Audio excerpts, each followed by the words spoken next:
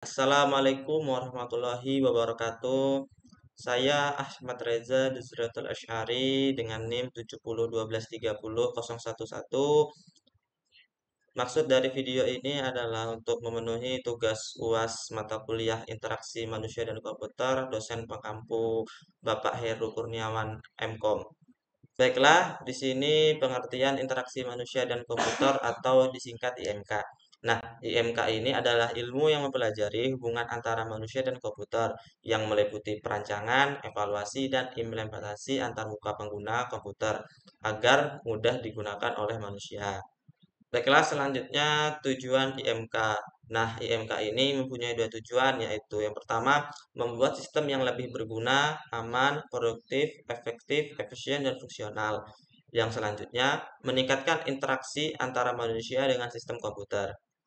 Baiklah, selanjutnya manfaat dari IMK adalah untuk menghasilkan sistem yang bermanfaat, aman, yang artinya sistem tersebut dapat berfungsi dengan baik. Sistem tersebut bisa untuk mengembangkan dan meningkatkan keamanan, utilitas, ketergantungan, efektivitas, dan efisiensinya. Sistem yang dimaksud dalam konteks ini tidak hanya pada perangkat keras dan perangkat lunak, tetapi juga mencakup lingkup secara keseluruhan, baik itu lingkup organisasi masyarakat kerja atau lingkungan keluarga. Baiklah, selanjutnya perkembangan interaksi manusia dan komputer. Yang pertama terjadi pada sampai tahun 1950-an.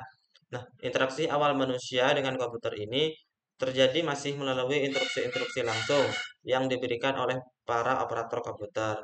Proses ini masih sangat teknis dan terbatas pada ahli komputer.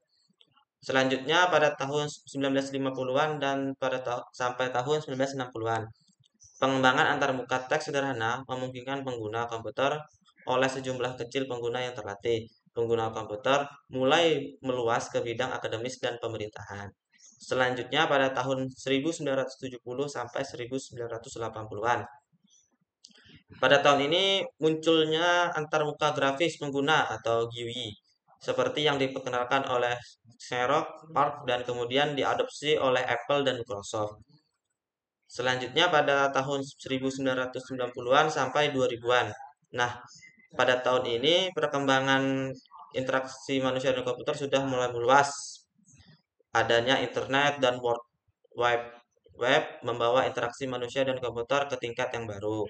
Pengguna dapat mengakses informasi dan berkomunikasi dengan orang lain di seluruh dunia melalui browser dan aplikasi web.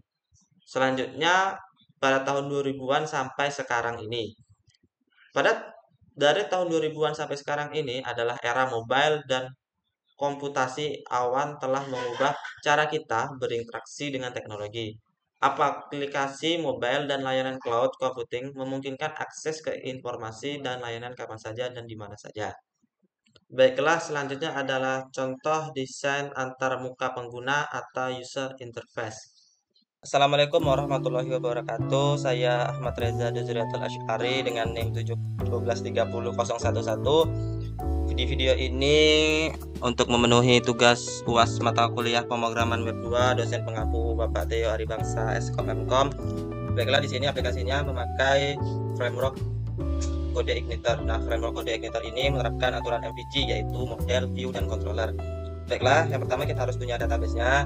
Setelah punya database, kita membuat di bagian model.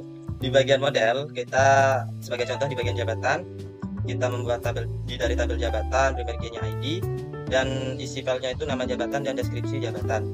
Setelah modelnya kita buat, kita masuk ke bagian view-nya ya. Kita buat di bagian view ini yang ditampilkan user. Kita buat file dengan nama jabatan, kemudian jabatan ini mempunyai aksi bisa membuat, mengedit, dan ini halaman dashboardnya. Kemudian kita buat controller dari view-nya tersebut. Sebagai contoh di jabatan controller, di sini kita membuat function-functionnya. Di sini kita punya sebagai contoh kita ada function create. Nah, di sini function create return kembali ke folder view. Di dalam folder view itu ada folder jabatan dan mengarah ke file create.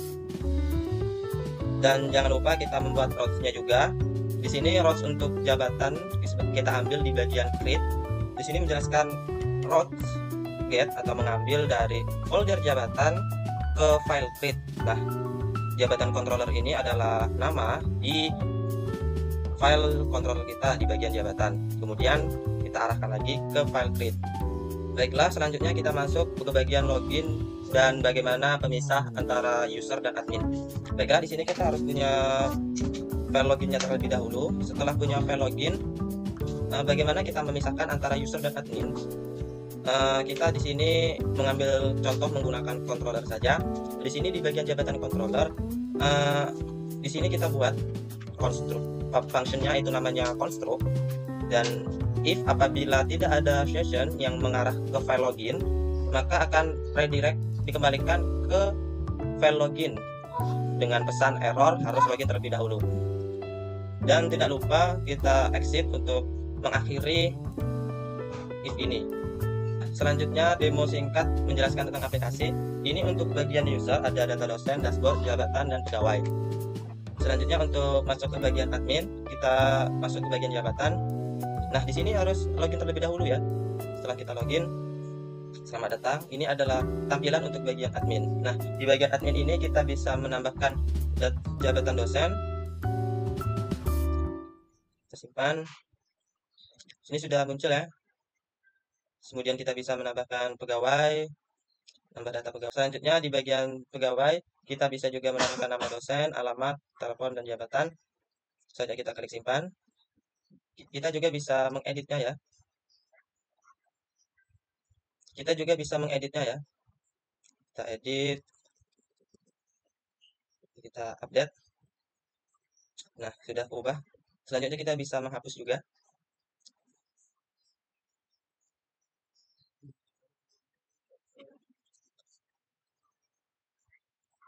Baiklah, mungkin itu saja demo singkat.